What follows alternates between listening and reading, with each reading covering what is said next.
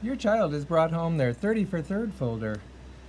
If they haven't already, please make sure their name gets added to the line at the bottom of the cover of their folder.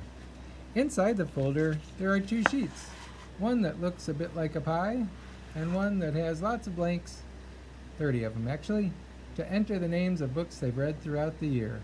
Books can be read at home or at school. They can be read on the road.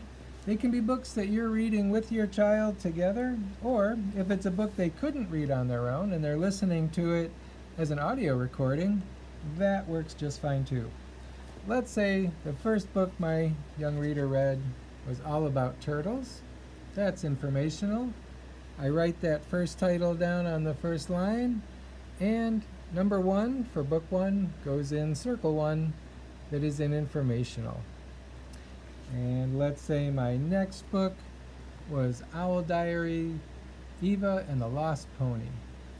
That book gets written in line 2. My young reader and I might want to talk about what genre they're going to record these in to make sure they have an accurate understanding of these genre names.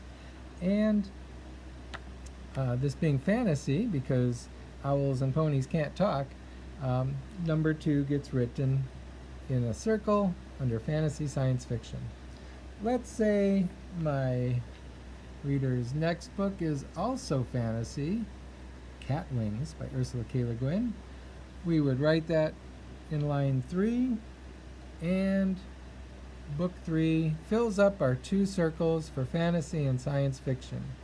Before other numbers can get added into one genre, we ask students to read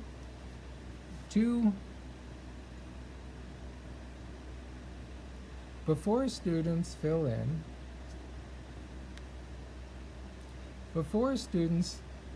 share more than 2 books that they've read of any genre, we ask that they read 2 of each kind.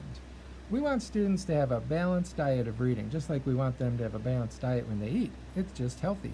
They might discover a genre that they weren't very interested in before, but actually it's not so bad, or hey, I like it quite a bit.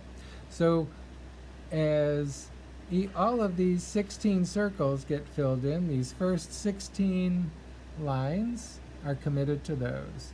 After these 16 circles are filled in, then let's say another fantasy book gets read, perhaps Stanley and the Magic Lamp.